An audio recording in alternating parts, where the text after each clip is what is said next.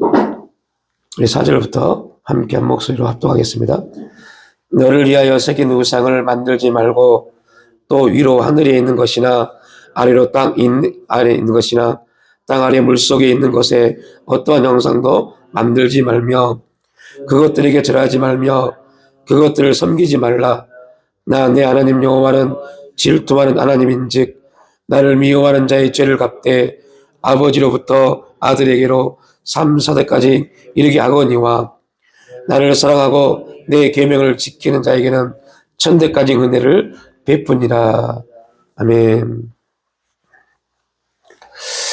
예, 오늘 출애굽기 20장 4절로 6절 말씀을 중심으로 우상을 통해 본 예배라는 제목을 함께 말씀을 나누겠습니다.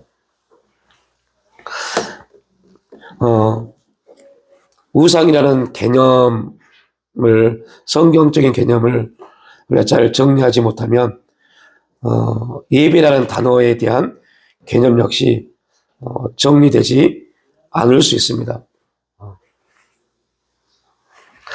우리가 우상에 대한 오해를 하고 있는 부분이 있는데요. 그 세 가지 부분으로 본다면 첫 번째, 우상이란 어떤 형상을 만들어 놓고 절하는 것이라고 말합니다. 두 번째, 자신은 무신론자이기에 우상과는 상관이 없다라고 말합니다. 세 번째, 자기는 예수를 믿기 때문에 우상과는 상관이 없다라고 생각하는 사람들이 있습니다. 이 세 가지 주제가 우리가 우상에 대해서 잘못 생각하고 있는 내용들입니다. 물론 형상을 만들어 놓고 절하는 것이 우상 숭배입니다. 그런데 문제는 그것만 우상 숭배라고 성경은 말하지 않고 있다는 거죠. 어떤 형상을 만들어 놓지 않고도 얼마든지 우리는 우상을 섬길 수 있다는 것을 기억해야 됩니다. 또한 우상에 대한 올바른 개념이, 성경적 개념이 있지 못하다 보니까 무신론자들, 나는 아무 신도 안 믿으니까 나는 우상을 섬기지 않는다, 나는 우상과 별거이다 라고 말하는 사람도 있는데, 이것 또한 성경이 말하는 우상이 무엇인지 모르기 때문에 하는 말입니다. 그리고 가장 우리에게 무서운 부분이죠. 예수를 믿기 때문에 우상과 상관이 없다고 생각하는 사람들. 이게 왜 무서운 부분이냐면요. 하나님이 우상을 섬기지 말라라고 말씀을 하셨습니다. 그런데 우상을 섬기지 말라라고 말씀을 하셨을 때 그 말씀을 들었던 사람들이 누구이냐는 거죠. 이방인들에게 우상을 섬기지 말라라고 말하지 않았습니다. 이스라엘 백성들에게 우상을 섬기지 말라고 말씀을 하셨습니다. 동일하게 그 이스라엘 백성들이 들었던 그 말씀이 오늘 우리에게는 하나님 말씀으로 우리에게 주어졌습니다. 우리는 그 말씀을 읽습니다. 그 말씀을 읽으면서 우리 동일하게 하나님 말씀을 듣습니다. 우상을 섬기지 말라고요. 여러분, 아론이라는 사람이 어떠한 사람입니까? 모세와 함께 하나님을 대변하고 이스라엘 백성들을 출애굽시켰을 때 가장 함께했던 사람입니다. 그런데 여러분들, 출애굽하고 나서 제일 먼저 우상을 만든 사람이 아론입니다. 하나님의 역사를 경험했고 하나님의 역사를 선포했던 아론이 우상을 만들었고 그 우상을 향해서 이것이 우리를 인도해내신 하나님이다라고 선포했습니다.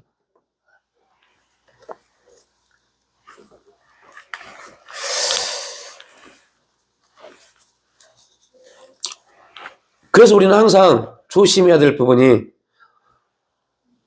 오늘 저와 여러분이 우상을 섬기고 있음에도 불구하고 뭐가 성경이 말하는 우상이 무엇인지 모르기 때문에 우리는 행위적인 그러한 우상에게, 깎여진 우상에게 절하지 않고 그런 행동을 하지 않고 있기 때문에 우상을 섬기지 않는다라고 말할 수 있습니다. 이스라엘 백성들이 우상을 섬겼다면 우리 또한 얼마든지 우상을 섬길 수 있다는 것을 알아야 돼요. 왜 그러냐면 아담의 타락 이후로 모든 사람들은 본질적으로 변화를 받지 못했습니다. 그 본질적인 변화, 예수 그리스도 안에서 성령의 역사를 통해서 계속적인 우리의 변화가 있지 않으면 우리는 우리가 함께 나눴던 것처럼요. 계속적인 변화가 있지 않으면 우리는 침체하든가 퇴보할 수밖에 없습니다. 침체하고 퇴보한 사람들의 그 삶의 내용은 자기라는 우상을 섬기기 때문에 그러한 일들이 나타납니다. 성령을 통해서 자꾸 우리를 변화시키면 변화란 말이 많은 사람들이 변화란 말에 대해서 어려워하고 어떠한 것이 변화인가라는 주제에 들어가면 많이 힘들어하는 그 이해적 사고에서 힘들어하는 부분이 있더라고요. 다시 말하면 우리가 성령 안에서 우리 육신이 내가 나라고 섬겼던 내가 나라고 느꼈던 것들을 부정하지 않으면 우리는 우상을 섬길 수밖에 없습니다. 왜 우리가 성령을 통해서 변화를 받지 못할까요? 이유는 딱 한 가지입니다. 변화를 받는 것 자체가 우리에게는요 힘들고 어려운 겁니다. 이유는 내 육신이 힘들기 때문에요. 내가 하고자 한 것, 내가 이루고자 한 것, 내가 목표를 삼았던 것, 이러한 것들을 다 내려놔야 하기 때문에요. 그렇기 때문에 그러한 것들이 사탄이 계속 우리에게 잠수합니다. 그러한 것들을 행하지 아니하는 것이 얼마나 재미없는 삶인지, 그렇게 살지 않는 것이 이 세상 삶에서 얼만큼 도태되는지,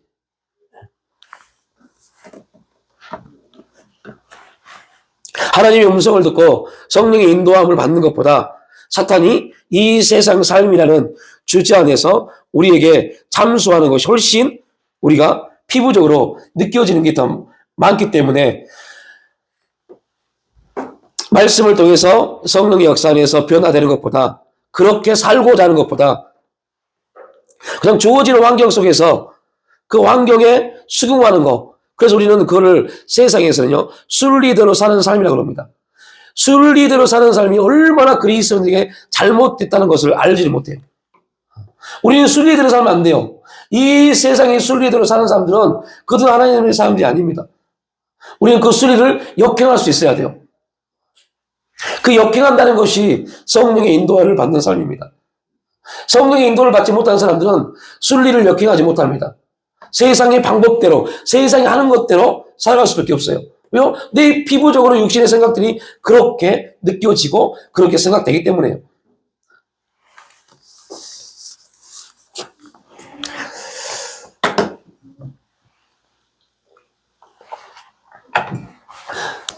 여러분, 아담이 타락하고 아담이 범죄하고 그가 행했던 행위를 보십시오. 우리가 동일합니다. 우리가 알고 있어요. 우리가 어떤 죄를 범하고 실수하고 넘어지고 어떠한 문제 가운데 있었을 때 그때 우리는 바로 회개하고 돌이키면 된다고 말합니다. 그런데 여러분, 실제 우리의 삶에 그렇게 이루어지냐고요. 아담이 범죄했을 때 즉각 하나님 앞에 나갈 수 있었음에도 불구하고 그는 스스로 자신의 부끄러움과 두려움을 해결하려고 했어요. 우리도 동일합니다. 우리가 무슨 능력이 있다고, 뭐를 할 수 있다고 착각하는 겁니다. 그래서 어떤 문제가 있고 어떤 환경이 닥치면 내가 스스로 그걸 해결해 보려고 해요. 그게 얼마나 큰 교만이고, 이게 바로 우상임에도, 이게 죄임에도 불구하고 그렇게 배워왔고 그렇게 살아왔어요. 그걸 부정하는 것이 성령의 인도함을 받는 겁니다. 그렇게 살지 않겠다고 다짐하는 것이 성령 안에 사는 삶입니다. 근데 그렇게 그걸 부정하는 게 되게 힘들어요. 왜 힘드냐면 우리는 그러한 삶을 너무 오랫동안 살아왔기 때문에. 그렇게 살지 않으면 뭔가 잘못되어질 것처럼 느껴지기 때문에요. 우리가 살아왔던 삶의 방식대로 살지 않으면, 그렇게 행동하지 않으면 우리는 뭔가 문제가 생길 거라고 착각합니다. 우리의 모든 기도 또한 그렇게 이루어집니다. 내 방법대로, 내 생각대로, 내가 짜놓은 내 삶의 방식 안에서 하나님이 역사해 주도록 우리는 그렇게 기도합니다.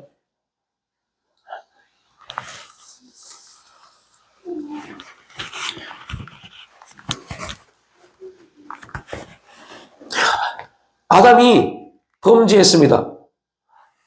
그는 하나님이 짐승을 잡아서 가죽옷으로 그의 부끄러움을 가려줄 줄 꿈에도 생각하지 못했습니다.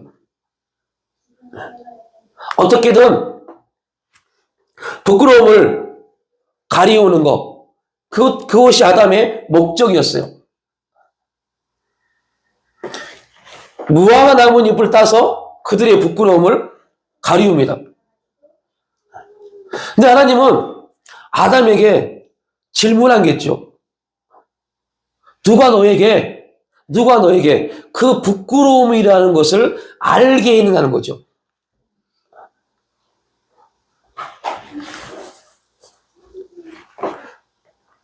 이게 우리에게는 굉장히 중요한 메시지를 던져줍니다.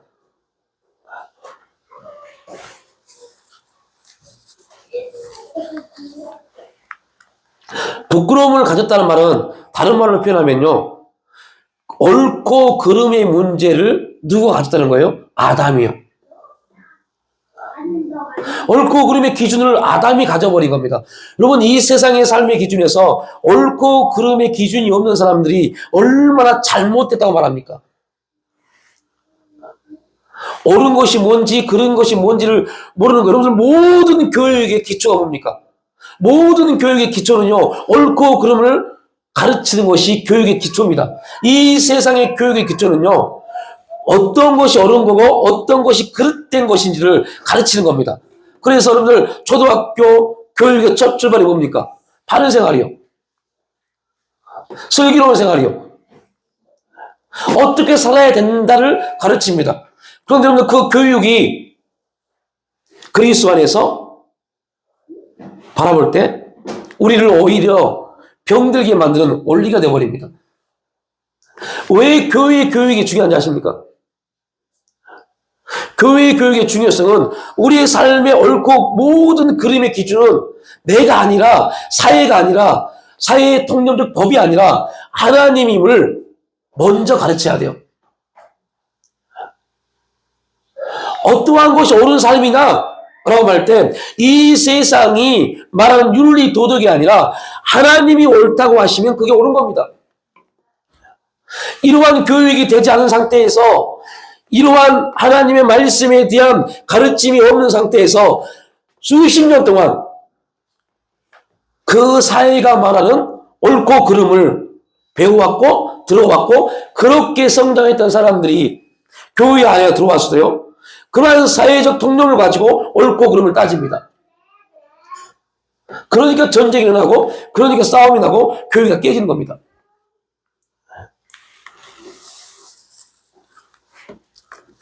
누구나 말합니다. 아담이 범죄했고 하나님이 그들의 부끄러움을 가리워 주었다. 여러분, 우리가 계속 예배에 대해서 나누고 있지만요, 그 말이 무슨 말일까요? 하나님이 가죽옷을 입혀서 가죽옷을 입혀주셨다라는 말은 무슨 말일까요? 단지 짐승의 옷을 그들에게 입혀주셨을까요? 이런 내용이 아닙니다.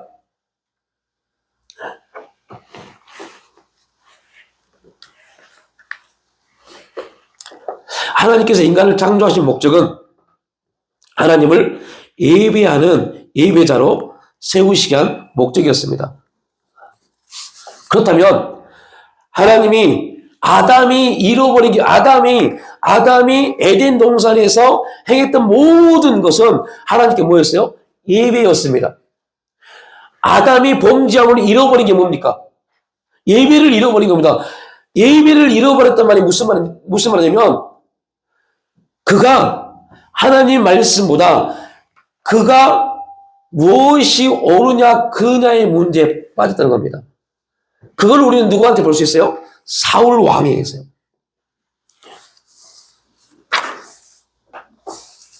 여러분, 사울 왕이 하나님의 말씀을 듣습니다.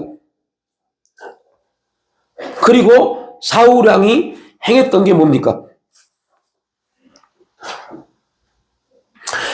분명한 것은 하나님이 사울 왕에게 뭐라고 말씀해요? 다 멸하라고 말씀합니다. 그런데 사울 왕이 다 멸할 수 있음에도 불구하고 그러하지 못했어요. 사울 왕은 자기의 옳고 그름 안에서 자신의 욕심을 정당히 하면서 탐심이라는 우상을 섬겼습니다. 그 결과가 사울 왕에게 어떻게 나타났습니까? 하나님이 사울 왕을 통해서 받고자 하시는 예배는 뭐였어요? 네가 볼 때 아무리 그것이 좋다고 느껴져도 보여줘도 뭐라? 죽여라였어요. 여러분, 굉장히 중요한 메시지입니다. 이 세상이 저와 여러분의 눈에 아무리 좋게 보일지라도 이 세상이 우리의 생각에 너희들이 조금만 열심히 살면, 야, 너희들 미래를 위해서 잠깐 교회 안 나가도 돼. 야, 잠깐 쉬어도 돼. 열심히 돈 벌어서 너희들의 미래를 다 준비해놓고 그때 교회 나가도 아무렇지 않아. 그렇게 유혹한다니까요. 그게 사울 왕의 모습이잖아요. 다 죽여라. 다 없애라. 사울 왕이 볼 때 그게 되지 않았어요. 왜요? 그 욕심이 그 하나님 말씀보다 욕심이 더 크게 느껴졌어요. 너무 좋게 보였어요. 너무 좋게. 그리고 그것을요, 여러분, 이 말씀이 왜 중요하냐면 그것을 어떻게 변명해요? 하나님께 제사 드리려고요. 여러분, 이렇게 말합니다. 저도 그렇게 말했고요. 그것 때문에 엄청 힘들었어요. 이걸 해결하는데요. 이렇게 말합니다.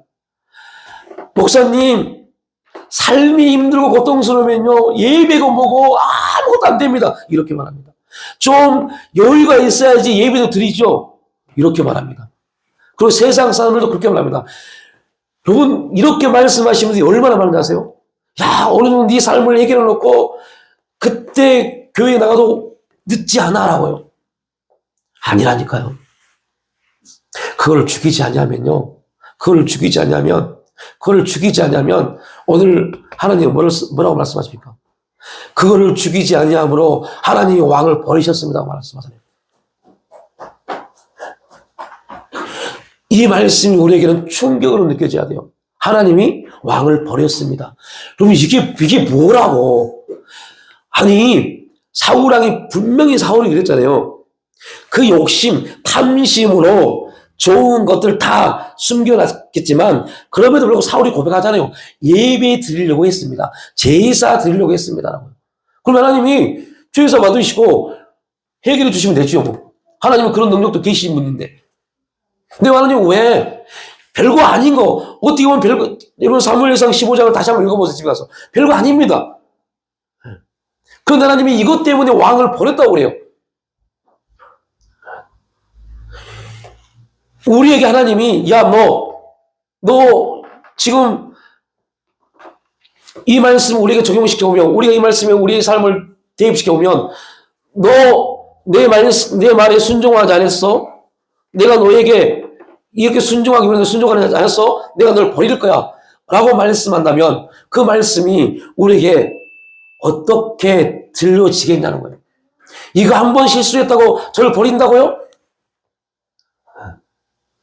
그동안 내가 한 게 얼만데, 내가 어떻게 얼마나 열심히 섬겼고 얼마나 열심히 기도했고 얼마나 열심히 헌신했는데 이거 한 번 불순종했다고 저를 버린다고요? 우리 이렇게 말할 수 있습니다. 그런데 하나님은 사울 왕에게 말합니다. 너 버렸다라고요. 얼마나 무서운 말입니까?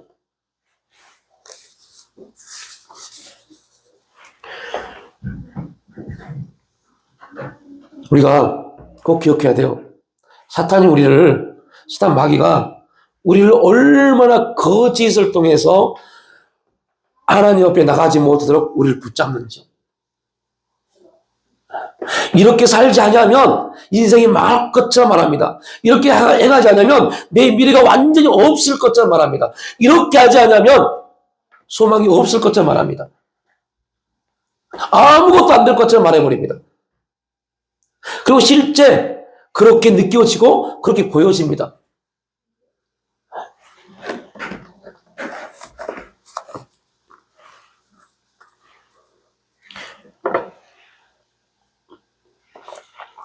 이렇게 설교를 하고 있는 저 자신도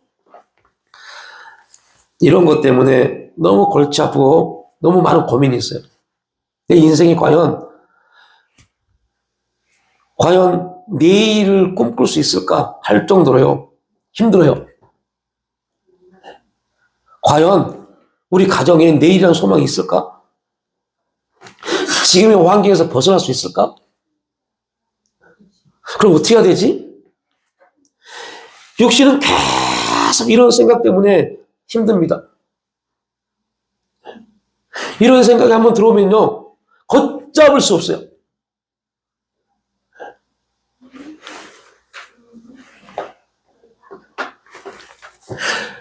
아직도 그 육신이 살아서 그를 처리해야 됨에도 불구하고 그 육신의 생각이 한번 들어오면 뭐 어떻게 해야 될지 모르겠어요. 그리고 또 이렇게 기도합니다. 이건 기도도 아니면 그냥 한탄의 소리입니다. 하나님, 우리 자녀가 4명이나 됩니다. 이 아이들 어떻게 케어합니까? 이런 기도를 하지 말아야 될 기도입니다. 이 기도는 하나님이 제일 싫어하는 기도입니다. 그럼에도 불구하고 육신이 한번 그 문제 딱 메이면요, 그런 기도가 나옵니다.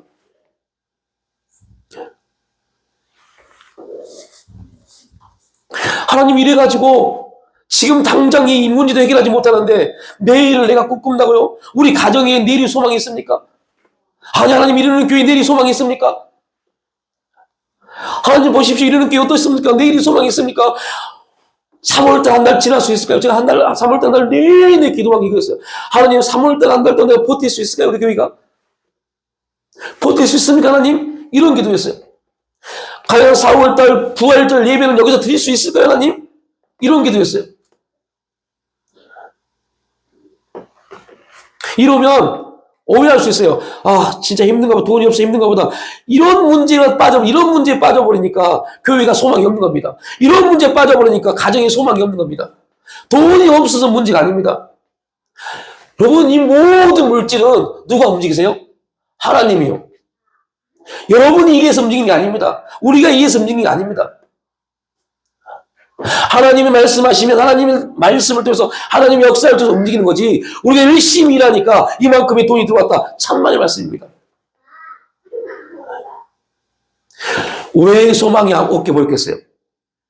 왜 여러분의 가정에 소망이 없게 보이십니까? 왜 이러는 교회에 소망이 없게 보이십니까?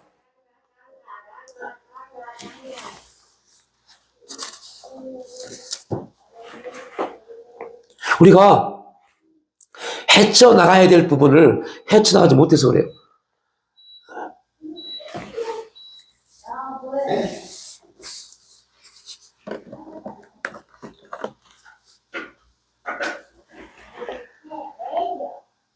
자꾸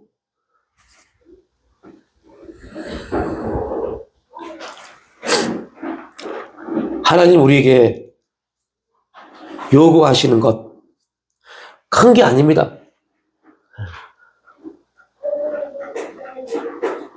하나님 우리 요구하신 것은요, 자원하는 마음입니다. 우리 마음에 자원함을 주시고 소망함을 주셔서 아버지 앞에 감사함으로 행할 수 있는 우리의 시간을 드리고 우리의 혼신을 드리고, 그렇게 하나님은 우리에게 요구하신 겁니다. 그런데 은혜 안에 있지 않으면요, 빼앗긴다고 생각해요. 시간을 빼앗긴다고 생각해요. 교회가 우리의 시간을 뺏어간다고 생각해요. 뭔 놈의 예배의 시간은 그렇게 많고 뭐 할 일 없이 기도의 시간을 만들고 빼앗는다고 생각해요. 그럼 빼앗는 것과 드리는 것은 완전히 다릅니다. 빼앗는다고 생각하는 사람들은요, 그거는요, 중심이 자기이기 때문에 그건 우상인지 몰라요. 그게 우상인지 몰라요. 중심이 나인 사람들은요, 교회가 자꾸 내 시간을 빼앗는다고 생각해요. 나도 힘들어 죽겠는데 기도하라고? 야, 내가 살만해야 기도도 나오지. 이렇게 말합니다. 자꾸 교회가 뭔가를 요구한다고 생각해요. 그 꼭 기억하십시오. 우상 숭배에 대해서 빼앗긴다고 생각한다는 사람들은요, 나는 지금 뭐 하고 있다? 우상을 숭배하고 있는 겁니다. 어떤 우상이요? 자기요, 자기. 자기에 대한 우상을 섬기는 겁니다. 하나님은 우리에게 빼앗는 분이 아닙니다. 우리가 하나님의 은혜 안에서 우리의 시간을 드리는 겁니다. 그 시간 또한 정확하게 말하면 우리의 것이 아닙니다. 누구의 것이요? 하나님이 우리에게 주신 것이죠. 하나님이 오늘이라는 시간을 우리에게 주시지 않았다면 우리는 지금 이 자리에 있지 못해요. 우리 인생이 끝나버렸죠. 하나님이 오늘이라는 시간을 우리에게 주시고, 그리고 놀라운 것은요, 하나님이 그 주신 시간을 가지고 우리가 말합니다. 그 시간을 나한테 드려라. 그건 우리가 창세기 22장 아브라함을 통해서 나누었잖아요. 하나님은 응답하시고 그 응답을 뭐로 바뀌어 놨어요? 재물로요. 하나님이 우리에게 시간을 주셨다니까요. 시간을 주시고 그 시간을 하나님 앞에 드리기를 원하세요. 우리는 그래서 순종함으로, 억지로가 아니라 순종함으로 우리 시간을 드린 겁니다. 뭐로요? 예배의 시간으로요. 그래서 감사가 될 수 있어요. 억지로 한다면 아씨 주일 또 주일이네, 이런 사람들은 안타까워요. 야, 벌써 주일이야? 와, 다른 사람들은 주일날 신나는데 또 교회 가서 또 있어야 돼? 힘들어 죽겠는데, 쉬고 싶은데, 집에서 눕고 싶은데.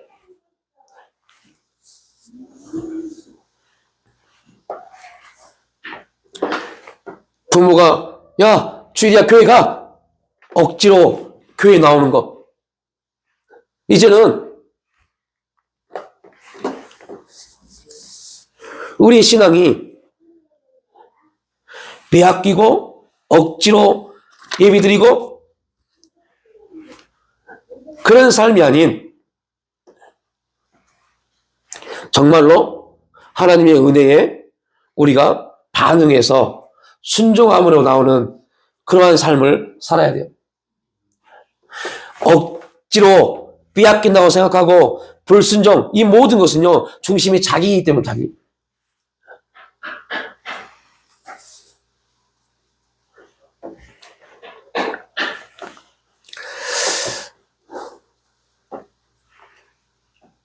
그러니까 여러분들, 우리가 하나님은 우리에게 예배를 요구하신다. 하나님은 우리에게 시간을 요구하신다. 이 말은요, 다른 말로 표현하면 하나님이 주시고자 하는, 하나님 우리에게 나타내시고자 하는 일들이 있다는 것을 우리는 생각해야 돼요. 예배를 드린다가 아니라 예배를 드림으로 하나님이 여호와 이레. 그래서 여러분들 창세기 22장 아브라함 예배가 그만큼 중요한 겁니다. 제사를 드린다. 그 말은 무슨 말이에요? 제사를 드리는 게 목적이 아닙니다. 여호와 이레. 하나님은 순종을 받으시고, 그리고 하나님은 우리에게 여호와 이레의 일들을 준비해 두신 겁니다. 그러니까 예배를 드리러 왔다 라는 말은 두 가지를 가지고 와야 돼. 나는 하나님이 오늘 요구하시는 예배에 순종한다. 그리고 또 하나, 그 순종을 통해서 우리는 뭘 볼 수 있어요? 여호와 이레에 준비하신 하나님의 축복을 누릴 수 있음을, 받을 수 있음을 우리는 고백할 수 있어야 돼요. 이러한 영적인 메시지가 우리에게 들리지 않으면 진짜 힘들다니까요. 너무너무 힘들어요.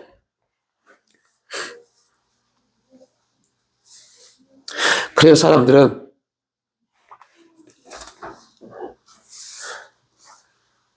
하나님 앞에 순종하기를 두려워하는 겁니다.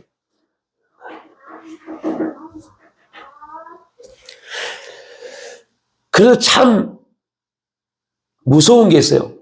그 무서운 게 뭐냐? 하나님은 우리가 순종할 때까지 기다리신다는 겁니다. 그래서 우리가 신앙생활하는 데 있어서 또한 우리 육신이 되게 좀 힘듭니다. 순종하지 않으면 그냥 하나님이 지나가시면 되는데 순종할 때까지 기다리십니다. 그럼 그게 우리에게는 또한 엄청난 고통이라니까요. 그냥 하나님이, 여러분 자녀들 키워보실 때 어떻습니까? 뭔가를 해야 돼요. 오늘 꼭 이걸 해야 돼요. 그 자녀들이 막 안 합니다. 그러면요, 그래, 부모는 그래, 오늘 그냥 쉬어. 오늘 지나고 내일 하면 돼. 이렇게 합니다. 근데 우리 하나님은 그렇지 않습니다. 끝까지 기다리십니다. 이 말이 왜 무섭냐면, 하나님이 그 다음 편으로 넘어가셔야만이 우리는 또 다른 삶이 열리는데, 하나님이 그 자리에서 끝까지 순종할 때까지 기다리시니 우리의 삶의 변화가 이루어지지 않는 겁니다. 매년 수십 년 똑같은 삶 같아요. 그 말은 다른 말은 무슨 말이에요? 수십 년 동안 우리는 하나님의 어떠한 부분에서 순종하지 못한 결과적 삶을 살고 있다는 겁니다.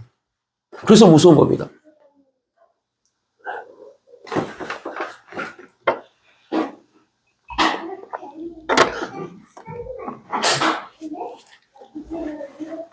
사사기라는 시간이 그 시간이었어요. 하나님이 이스라엘 백성들이 그들이 죄를 범하고 하나님이 그들에게 징계를 주시고 징계를 주시면 그들이 깨닫고 회개하고 회개하면 은혜를 주시고 이 과정을 통해서 그들이 하나님께 온전히 붙잡힌 바 되어진 민족이 되기를 원하셨음에도 불구하고 그 은혜를 주고 시간이 지나면 또 죄를 범합니다. 그러니까 그들은 사사기의 이 400년의 톱니바퀴에서 벗어나지 못했어요. 그 말은 다른 말은 무슨 말이에요? 하나님은 빠른 시일 안에 하나님이 진정한 왕이 돼서 이스라엘 백성들에게 하나님의 놀라운 축복을 주시기를 원하셨음에도 불구하고 그들이 그 테두리 안에서 벗어나지 못하니까 하나님이 여시고자 하는 세계가 이스라엘 백성들에게 이루어지지 않는 겁니다. 그 결과가 뭐로 나타났다고요? 사울 왕이에요.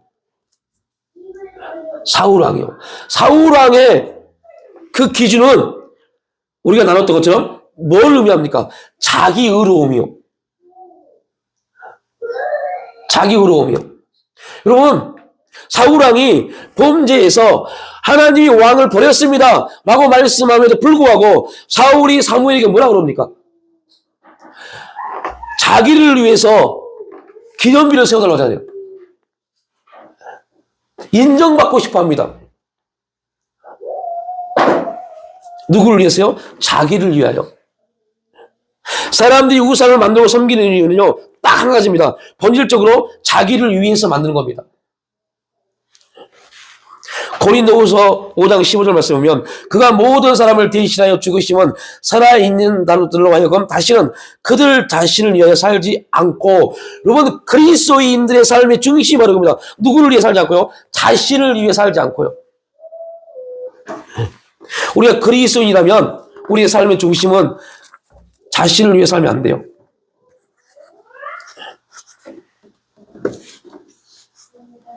모세는 이렇게 말합니다. 너를 위하여 새긴 우상을 만들지 말고 또 위로 하늘에 있는 것이나 아래로 땅에 있는 것이나 땅 아래 물속에 있는 것에 어떠한 형상도 만들지 말며.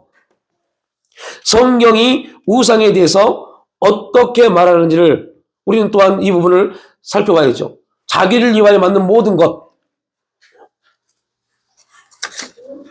구약은 자기를 위하여 뭘 만들었어요? 형상을 만들었어요. 신약은 자기를 위해서 탐심이라는 우상을 만들었어요.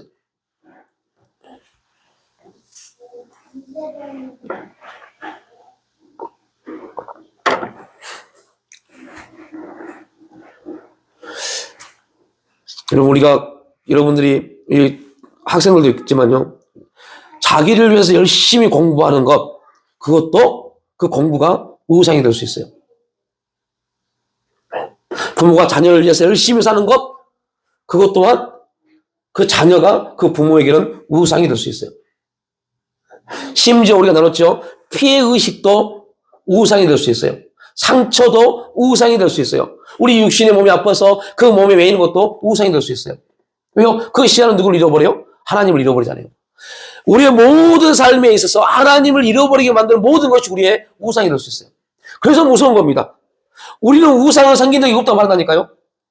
우상에게 절하지 않았다고 말한다니까요.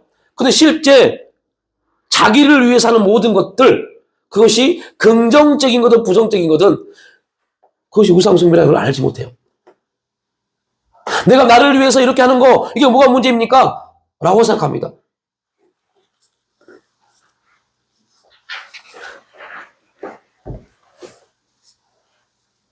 우상을 자기를 위하여 하는 모든 일이 우상인 것이라면 반면에 하나님을 위하여 우리가 하는 모든 것, 이것은 예배입니다. 그 우상의 본질은 자기입니다. 예배의 본질은요, 하나님이고요. 자기를 드러내기 위하여 사는 사람은 그가 하는 일이 중요합니다. 왜냐하면 사람들은 일을 통해 자기를 드러내기 때문에요. 그러나 그리스도인은 어떤 일을 하느냐가 중요한 것이 아니라 그 일을 하는 그 사람의 삶의 자세와 태도를 통해 하나님을 드러내는 것을 중요하게 생각합니다. 우리가 성공지향적인 삶을 살고 물량주의적인 가치관의 근거에 산다면 하나님이 자기를 섬기는 것이며 자기를 자랑하는 삶을 사는 겁니다. 그래서 그들은 하나님이 아니라 자기를 자랑하는 겁니다. 자기의 어떤 직장을 자랑하고 자기가 살아왔던 삶을 자랑하는 것. 그래서 간증이 그래서 무서워요. 그러니까 우리의 삶의 기준은 결국 하나님을 자랑하느냐 자기를 자랑하는가의 기준이 있습니다. 기독교가 부흥하는 나라, 기독교가 중심인 나라일수록 사람을 평가하는 기준이요 달라집니다. 어찌 보면 우리나라는 이러한 부분에서 보면 굉장히 후진국입니다. 사람을 평가할 때 학벌이나 그가 가지고 있는 직업이나 그러한 걸 가지고 사람을 평가하잖아요. 무속신앙이 팽배한 나라일수록 직업을 가지고 사람을 평가합니다. 우상이 난무하는 나라일수록 직업이 그 사람의 평가 기준이 돼요. 그래서 오늘 우리나라도 조선시대 그 족보에 실현된 그러한 부분을 보면 자기 조상이 뭐 어떠한 직위를 가졌는지 되게 그거를 위시합니다. 지금 우리가 하나님 앞에 어떠한 존재인가? 여러분, 제가 충격적인 얘기를 하나 들었어요. 1998년, 9년까지만 해도요, 우리나라 재계 순위 2위였습니다. 대우그룹, 김우중 회장, 셀러리맨, 정말로 영업 사원에서 대우라는 엄청난 큰 기업을 만들었습니다. 그때까지는 이 사람은 교회 장로였어요. 그런데 그 부인은요, 불자였어요. 희한하지 않으세요? 그래서 그의 놀라운 것은 참 너무 기가 막히더라고요. 교회 장로였던 그가 어느 날 자기의 종교를 캐톨릭으로 개종합니다. 그리고요, 더 무서운 것은요, 그 사람의 모든 정신적 멘토가 누군지 아세요? 법정 스님이요. 그 인생이 얼마나 나락으로 떨어져 버렸습니까? 이렇게 말하면 또 세상 사람들이 말리칠 겁니다. 그런데 실제입니다. 교회 장로가 그 큰아들이 죽었어요. 그것 때문에 교회를 떠났어요. 하나님이 이럴 수 있냐고. 그리고 캐톨릭을 갔어요. 교회는 교회란 이름을 갖고 있는 보수로 한 겁니다. 여러분, 담대하게 선포합니다. 캐톨릭은 이단입니다. 캐톨릭은 구원 없습니다. 절대 가지 마십시오. 어떠한 경우에도 여러분 친척 중에도 누군가가 캐톨릭 간다면 복음 전파해야 돼요. 이단입니다. 캐톨릭 신자가 됐어요. 그리고 그 아들 죽음에 있어서 법정 스님을 모셔다가 49제를 지냈어요. 사람들은 말합니다. 예수 믿고 교회 장로까지 됐는데 우상을 숭배할 거 한다니까요. 그리고 그게 부담되니까 개종해버린다니까요. 교회를 떠나버린다니까요.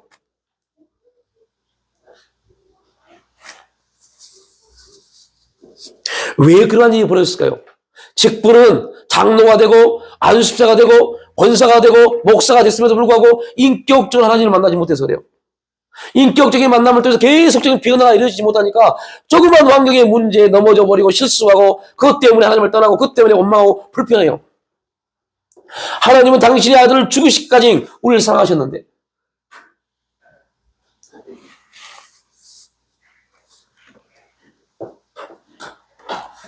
결국은 그냥 그런 모든 것들이 자기입니다. 자기. 내가 힘드니까요. 내가 힘드니까. 그러면 우리는 이거를 역설적으로 보시라니까요. 왜 내가 지금 힘들까? 나는 왜 아플까? 우리 가정은 왜 이럴까? 거기에 꼭 누구를 대입시켜야 돼요? 하나님이요.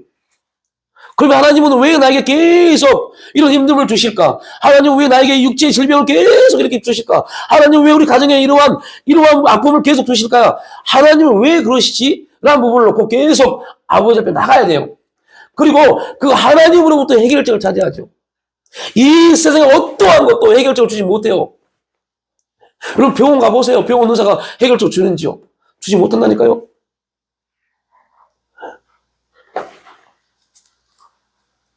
어떠한 사람도 우리에게 해결책을 줄 수 없습니다.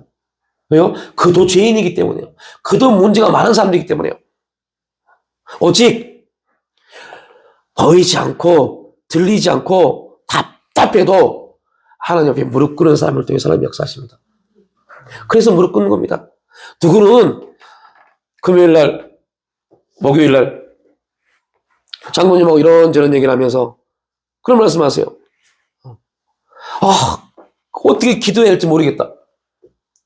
하나님 음성이 들려지고 하나님 뜻이 보여지면 참 좋을 텐데 그게 안 보여지고 안 느껴지니 이렇게 기도하면 육신이라고 그러고 또 이렇게 또 성령 구하지 않으면 안 준다고 그러고 또 구했는데 못 받으면 종용을 없겠다 그러고 와 참 어떻게 할지 모르겠다.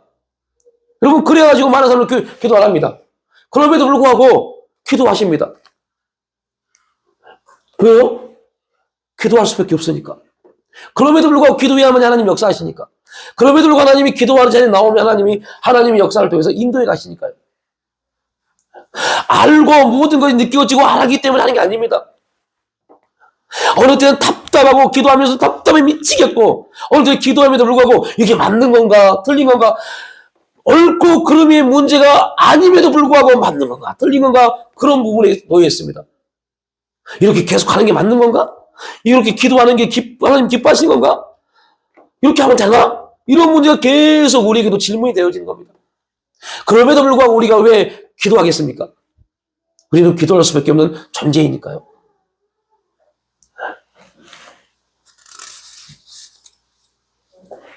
믿음이 좋아서 기도하는 게 아닙니다.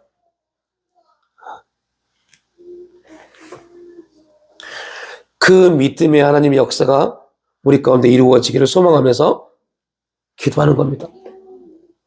연약한 자 같으나 하나님은 그 기도하는 사람을 통해서 하나님의 역사를 나타내십니다. 그래서 기도하는 겁니다. 여러분 제가 자꾸 여러분 기도하십시오. 제발 기도하십시오. 여러분 시간을 뺏으려고 한 거 아니라니까요. 내가 지금 아파 죽겠는데 내가 힘들어 죽겠는데 주일날 예배 한번 드리면 되지. 수요예배도 드려야 되고 금요일 기도회도 드려야 되고 기도회도 해야 돼요. 시간 없다니까요. 여러분 시간을 뺏으려고 한 게 아닙니다. 하나님의 역사가 우리의 인생 가운데 우리 가정 가운데 우리 자녀들 가운데 임해야 되기 때문에 기도하는 겁니다. 그래야 되기 때문에 정말 힘들고 미칠 것 같아도 주 앞에 나만 무릎 꿇는 겁니다.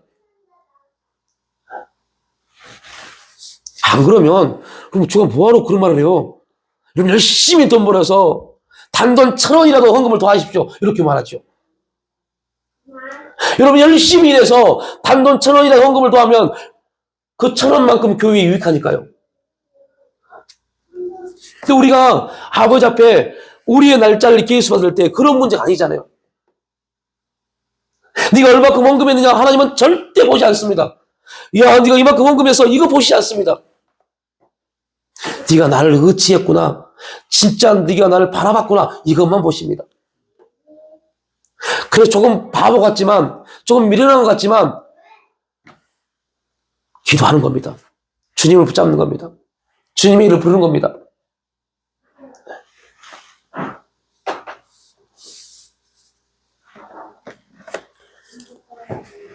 바울은 우상에 대해서 한 가지 명확한 단어를 말합니다. 그것은 탐심입니다. 탐심은 곧 누구를 위해서요? 자기를 위해서 하는 겁니다. 왜요?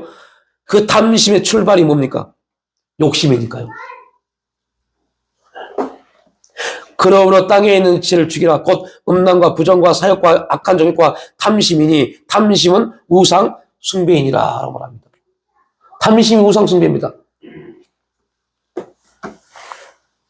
왜 탐심이 우상인지를 설명할 수 있어야 합니다. 우상이란 자기를 위하여 하는 모든 일이 우상입니다. 그 일이 우상인가 아니면 예배인가를 나누는 기준은 일 자체에 있는 것이 아니라 그 일을 하는 사람의 마음의 기준입니다. 여러분이 일을 합니다. 직장을 다닙니다. 왜 직장 다니세요? 여러분, 되게 중요한 여러분의 메시지가 되셔야 돼요. 이 한 주 동안 이게 엄청나게 여러분의 마음에 숙제가 돼야 돼요. 아버지 앞에요. 왜 직장 다니십니까? 거기에 먹고 사는 문제 때문에요. 이게 딱 걸린다면 여러분 지금은 직장 다니면서 지금 나는 뭐 하고 있는 거예요? 우상 숭배하고 있는 겁니다. 그래서 무서운 겁니다. 당연한 일입니다. 직장 다니는 건 당연한 일입니다. 당연한 일인데 그 당연한 일이 하나님이 보실 때 뭐가 될 수 있어요? 우상 숭배가 될 수 있어요. 그래서 무섭다니까요.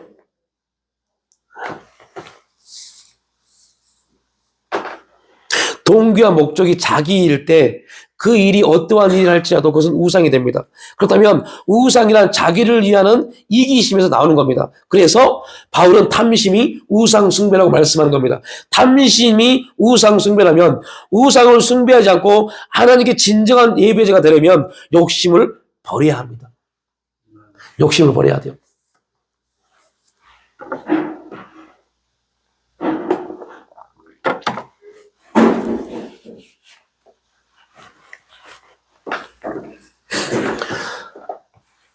네, 여러분이 기도해 주셔서 그 김재현 학생이 합전에 잘 이적이 됐는데요. 되게 힘들었어요. 너무너무 힘들었어요. 그 이적이 물질 때문에 되고 안 되고의 문제가 아니라 그 아이의 마음이요. 아빠, 왜 이렇게 안 될까? 합전에 내려가면서요. 미치는 줄 알았어요. 아빠, 나는 이 일이 있을 때 금방 풀어갈 줄 알았어. 1학년 때부터 3학년 영들 게임 뛰면서 대학교 감독들이 너무 잘한다고 막 칭찬하니까 자기를 금방 풀어줄 줄 알았대요. 근데 가면 갈수록 막 경기력이 막 자기 마음껏 안 되니까 너무 힘들었나 봐요. 그리고 막 돌다가 결국은 합천이라는 곳에 예일이 있을 때는 쳐다보지도 않았던 팀인데 그곳에 갈 수밖에 없었어요. 그러면서 얘가 그런 마음을 가요. 아빠 누구한테도 말하지 마. 아빠 너무 힘들어. 너무 자존심 상해. 너무 힘들어 아빠. 그 말을 계속 하더라고요. 진짜 그랬어요. 야, 너를 위해서 네가 열심히 하는 것 때문에 그랬어요. 그것 때문에 하나님이 너를 낮추시는 거야. 네가 안 되는 것은 네가 못하기 때문에 아니야. 하나님이 네가 뭔가를 보여주려고 하니까 하나님이 너를 낮추신 거야. 그러니까요. 그애가요. 그 말을 이해를 해요. 아빠, 내가 포천에서 얘들을 무시했어. 그래서 내가 그 애들 무시하고 내가 하다 보니까 오히려 더 안 됐어. 그걸 내가 느껴. 그런데 힘들어. 왜요? 굉장히 자존심이 상했어요. 처음에 갔을 때 올등할 줄 알았대요. 근데 너무 자존심이 상해서 막 정말 힘들었대요. 그것 때문에 막 처음에 자기가 잠도 안 자고 막 미치겠더래요. 그래서 제가 그 말 했어요. 그거 교만해서 그래. 그거 우상이야. 그거 하나님이 싫어하신 거야. 여러분, 운동선수가 열심히 자기를 드높인 게 뭐가 교만입니까? 그러려고 운동하는 거죠. 공부하는 사람 열심히 공부해서 결과를 취득하는 거, 이게 뭐가 잘못된 겁니까? 그 말 해줬어요. 너를 위해서, 너를 나타내기 위해서 열심히 하는 거, 그거 다 잘못된 거야. 오직 이제부터는 꼭 기억해야 돼. 우리는 누구를 위해서요? 여러분 누구를 위해서요? 하나님이요. 왜 일하신다고요? 왜 직장 다니신다고요? 먹고 살려고요? 그러면 여러분 우상 숭배한 겁니다. 누구를 위해서요? 하나님을 위해서 직장 다니십시오. 누구를 위해서요? 하나님이요. 자녀 교육 열심히 시키고 먹고 살기 위해서 이런 생각을 빨리 버리셔야 돼요. 내 앞날을 위해서 빨리 버리셔야 돼요. 이게 우리의 삶은 당연한 건데요. 하나님이 제일로 싫어한 겁니다. 우리가 조금 전에 사울 왕을 봤던 것처럼. 그리고 말합니다. 하나님 당연한 거잖아요. 부모가 자녀를 위해서 열심히 일하는 거, 우리 미래를 열심히 일하는 거 당연한 거잖아요. 근데 하나님 그걸 당연하게 보지 않습니다. 그것 때문에 우리가 잃어버린 게 있잖아요. 뭘 잃어버렸어요? 하나님을 향해 드려줄 우리 시간들이요.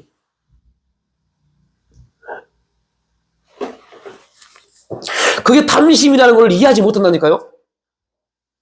그게 내 욕심을 통해서 그 욕심이라는 것을 이해하지 못해요. 그게 사울이 변명하잖아요.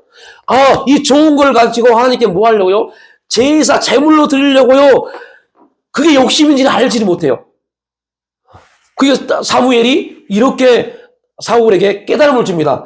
왕이여, 하나님이 지금 뭘 요구하시겠습니까? 그 좋은 짐승을 가지고 기름을 그걸 요구하시겠습니까? 아닙니다. 아, 목사님 무슨 말씀이세요? 이렇게 1위에서 11조를 드려야 교회가 살지요. 이렇게 생각하는 사람들 빨리 생각 고쳐보십시오. 아니라니까요.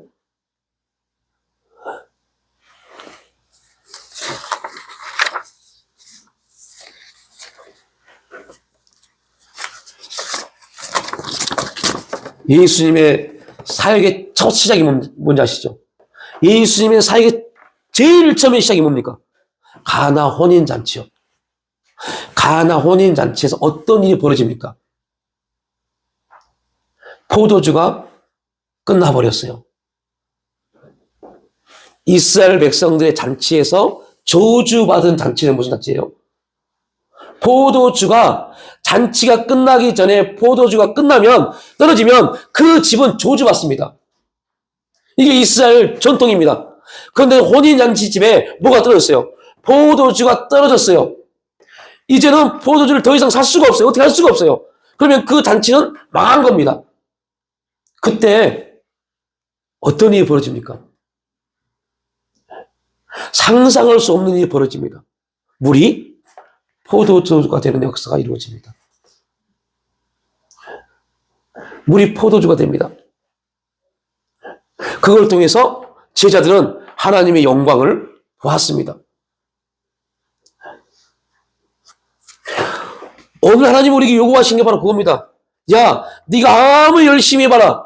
네 인생에 결국은 포도주가 부족해서 어떻게 해야 되지 벌벌 떨 수밖에 없는 그런 환경이다. 손님은 넘쳐났는데 그 손님을 대접할 수 있는 포도주가 없는 게 너 인생이야. 네가 아무리 열심히 살고 아무리 열심히 해봐. 네 인생 그러니까 누가 역사하지 않으면요. 하나님이 역사하지 않으면요. 이거를 지금 예수님의 사역의 첫 시작부터 그것부터 시작합니다.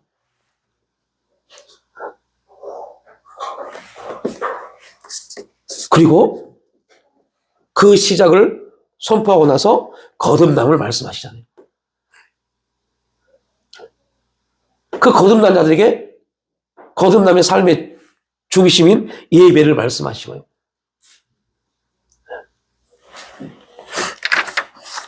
여러분이 어떤 선택을 하시고 어떻게 할지는 저도 모르겠어요.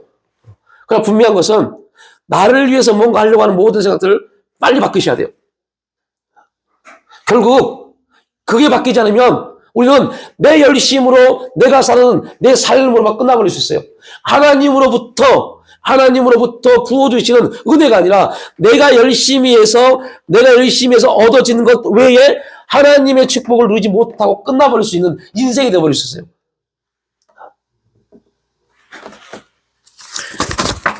다시 말합니다. 목사는요, 솔직히 비현실적인 부분에 대해서 말하면 안 됩니다. 왜요? 목사는 그러면 교회는 계속 힘들어지니까요.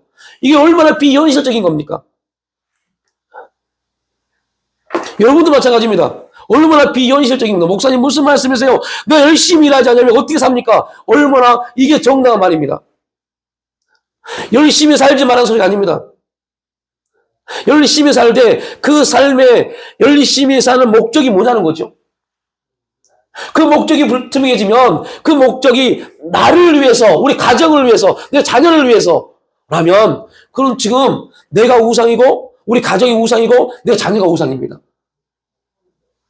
이거를 세상 사람들이 들었을 때 뭐라고 할까요? 미친놈이라고 할 겁니다. 당연한 그렇게 살아야지. 뭔 소리야? 그런 인생은 결국 자기의 노력 하에서 이루어진 것으로 끝납니다. 그런 인생 살면 안 되잖아요. 그 인생의 결말이 부족함으로 끝난다니까요. 부족함으로. 여러분 인생이 부족함으로 끝나면 안 되잖아요. 부족함으로 끝나는 것이 끝이라면 감사할 텐데 그것도 감사할 수 있는데 그게 바로 우상이라는 것에 대입을 시켜보면 진짜 무서운 겁니다. 그런 인생 살면 안 되잖아요.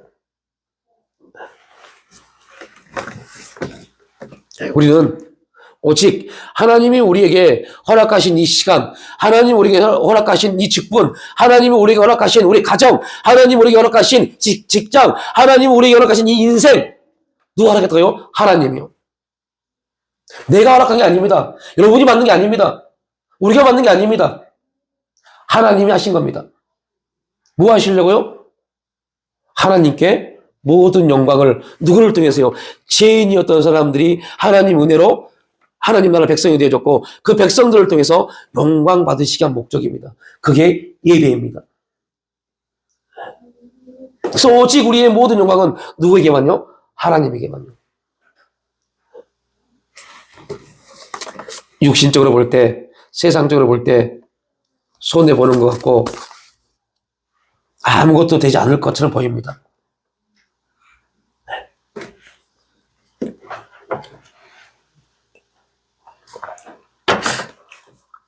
그러나 하나님은 이루어 가십니다.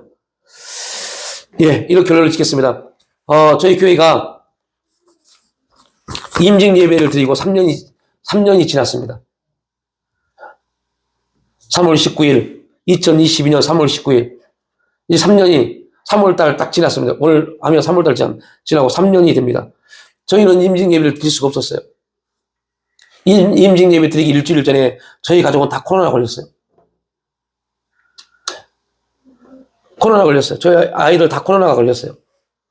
또 일주일 전에 저희 민경이는 코로나 때문에 쓰러져가지고 난리가 났어요. 병원도 어디 갈 데도 없고 병원도 받아주지 않고 심각했어요.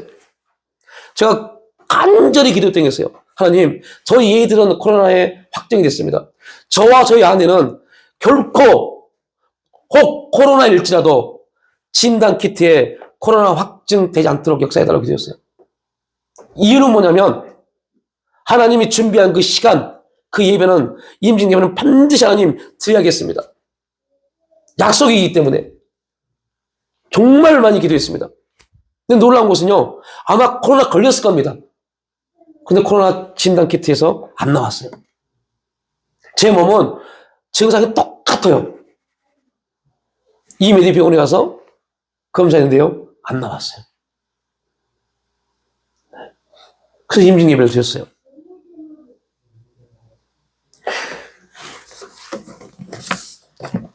놀라운 말씀드릴까요? 임직 예배 끝나고 그 다음 날 확정됐어요.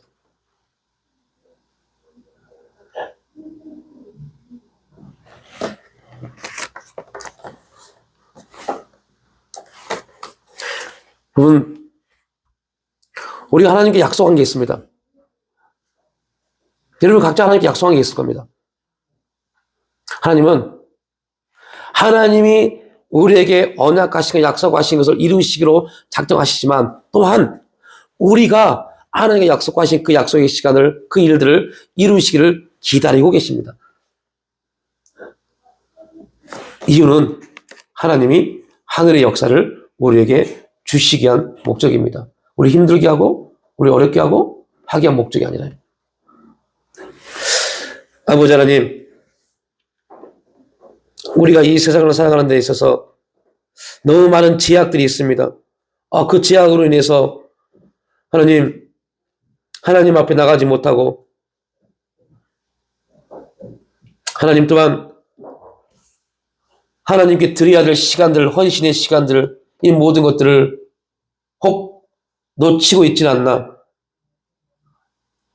우리 시간들을, 우리 삶을 돌아볼 수 있는 은혜를 도와여 주셔서 아버지여, 아버지께서 우리에게 허락하신 우리 인생의 전반부 모든 부분들을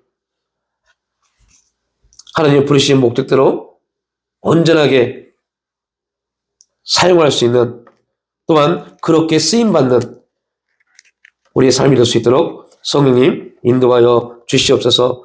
정말로 우상이 아닌 하나님만 예비하며 하나님만 바라보며 나아가는, 그래 정말 하나님으로부터 체험받는, 회복되어지는 놀라운 일들이 우리 가운데 간증될 수 있도록 역사하여 주시옵소서. 감사드리올 때 예수님의 이름으로 기도를 올려옵나이다.